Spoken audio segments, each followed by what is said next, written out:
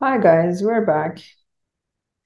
Today we'll talk a little bit about the digital landscape, especially for fashion brands when they are doing their digital marketing. So let me just get rid of that. All right. So in this presentation, we'll talk about social networks and we'll talk about the impact of social networks on consumer interactions and the fundamentals of social media in the fashion industry. So the main thing about social media is that it enables consumers to communicate with the brands, with the fashion designers. In traditional marketing, you don't have that. So this is one of the biggest advantages of digital marketing. That's an advantage for consumers as well as for brands, but it can also be a detrimental situation if the consumers don't like your product. There are a lot of different channels for fashion brands to market their products. Social media marketing probably is one of the major ones. It's instrumental for fashion brands to establish some kind of social media presence and to reach out newer audiences. There's email marketing with email campaigns. There's display ads, banner ads, and there's also search engine ads that fashion brands generally use to market their products.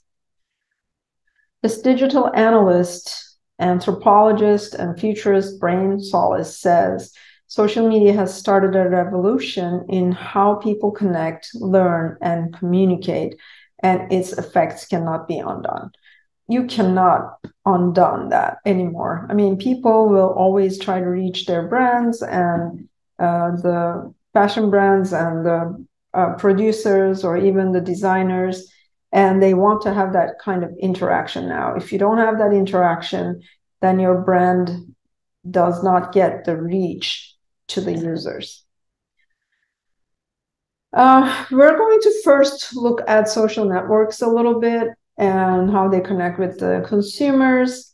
There are a lot of different platforms: Facebook, Twitter, Instagram, Pinterest, YouTube, right? So the thing about marketing on these platforms is you can no longer do business as usual. It's not about just, creating an ad and advertising your product. You have to engage, you have to be mindful of the social communities that you are in. And sometimes with social media, you can shape consumer behavior. And sometimes users can shape other users, other consumers' behavior about your brand and your product.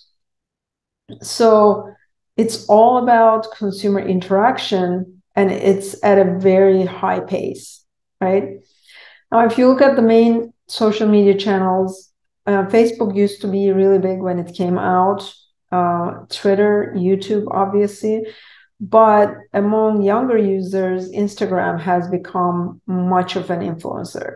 So the Instagram platform is probably the main one for fashion influencers. And they have 500 million daily active users. Probably that number is going up.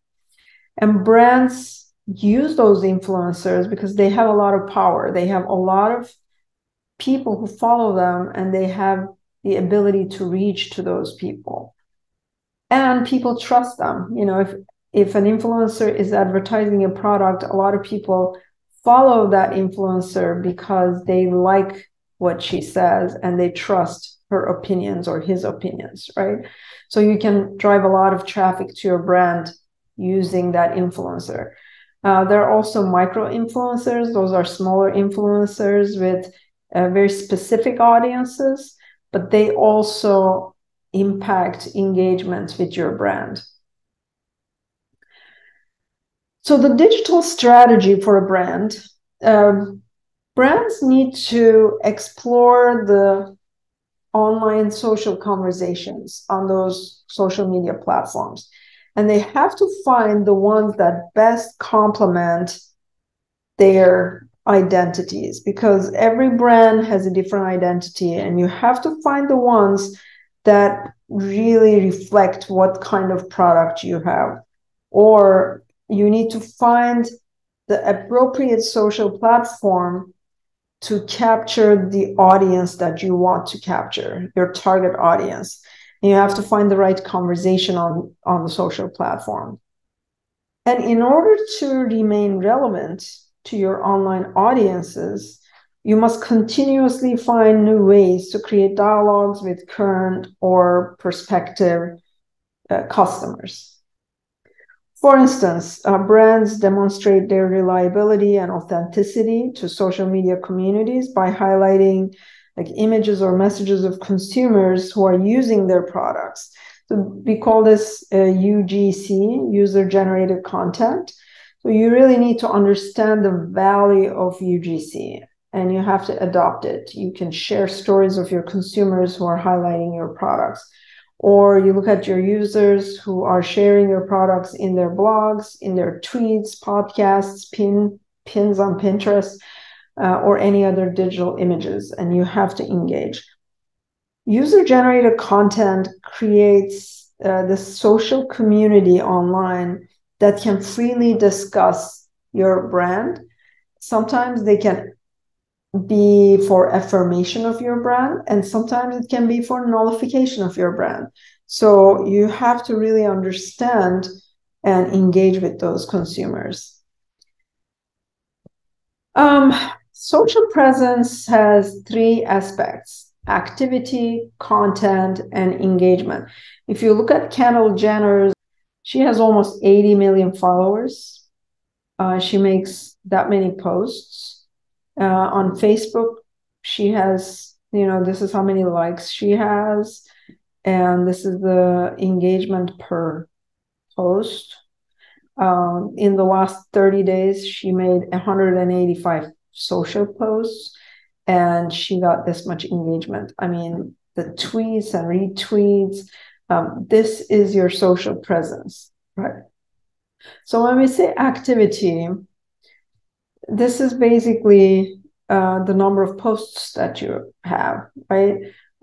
This is a fashion influencer that a lot of people follow. She's from Italy, and she makes a lot of posts all the time, and she has her own brand now. She markets her products by basically just marketing her whole life. And whenever she does something, she posts it. So this is her activity. This is an Instagram page I follow. She's a fashion designer and she posts her products. She's a designer from Turkey.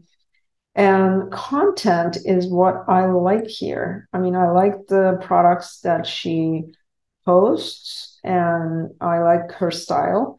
So content is important. And then engagement is the impressions you get, the number of likes that you have, the number of comments you have, because that shows how much exposure your post has among your target audience. Impressions are derived typically from interactions and exposure to your content or community engagement within that network. So impressions are very, very important. When a follower is choosing to receive somebody else's status updates, then they get more exposure. So when you post something, your followers will see them, and that strengthens your social presence. And your social presence is the foundation of your existence in social media networks. Users increase their social presence by the amount of activity they have, the type of content, and their engagement spread through different networks. So your engagement might be, responding to comments as well, or responding to likes, or you go and engage on some other user's brand. So those are all important for your social presence. The number of followers you have and the number of likes you have shows the size of the community that you can reach. So those are important numbers for a fashion brand. the dialogues between brands and consumers is the fundamentals of social media. So it's really important. And when we talk about engagement, we define it as the dialogue between consumers and brands, or the intensity of feeling that is derived from those interactions in an online community. So engagement is important, and it builds stronger relationships through social networks.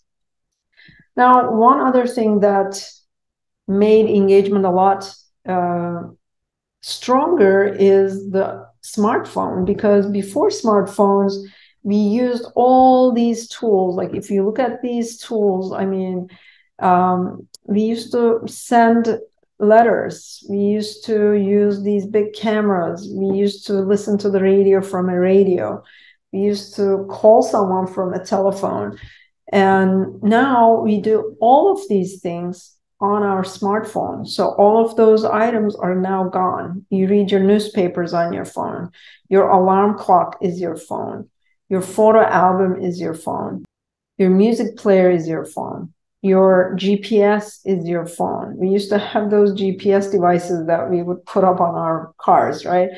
And a lot of you probably are not old enough to remember any of these.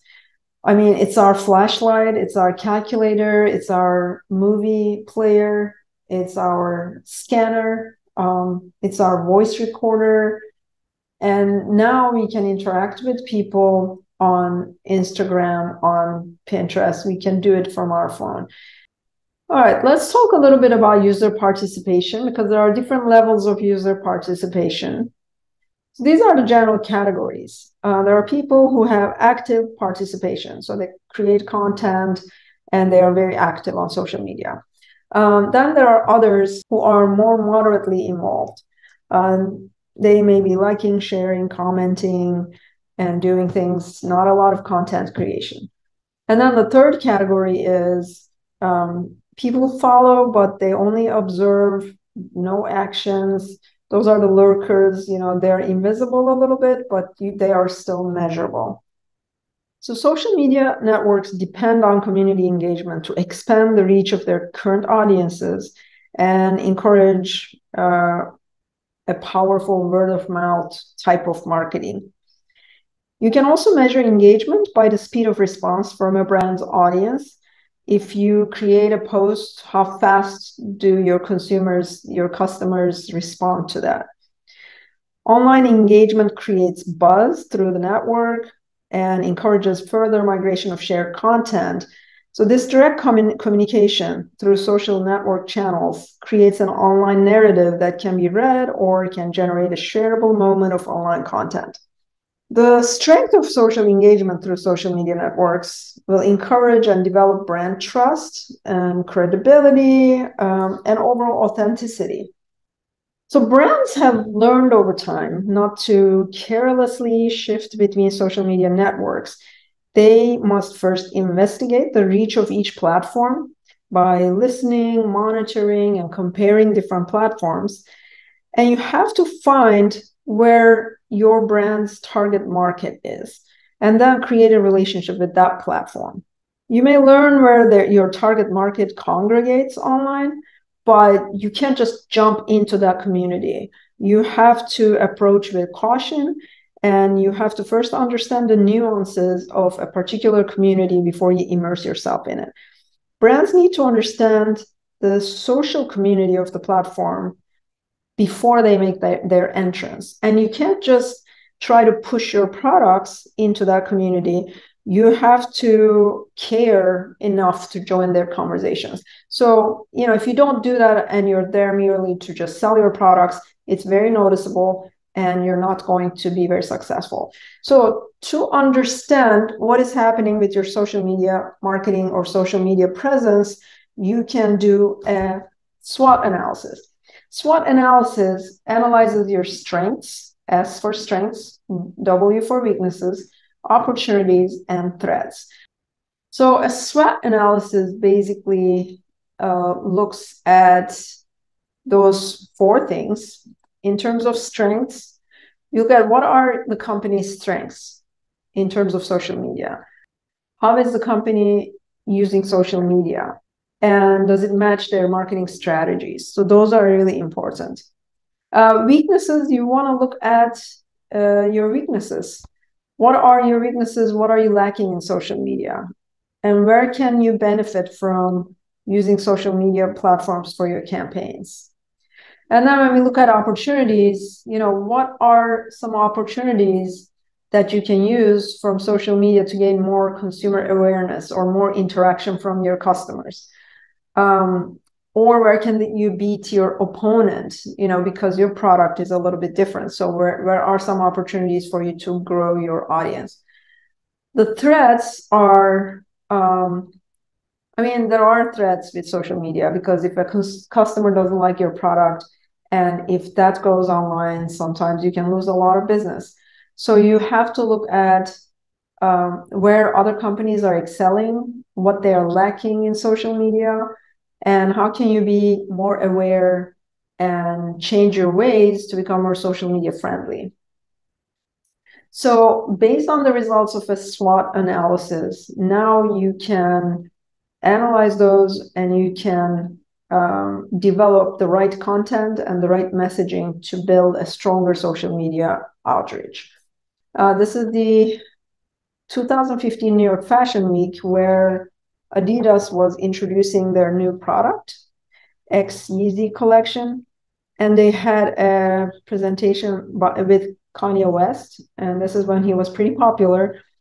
And this show alone had over 160 million viewers, and it was in minutes of the event happening.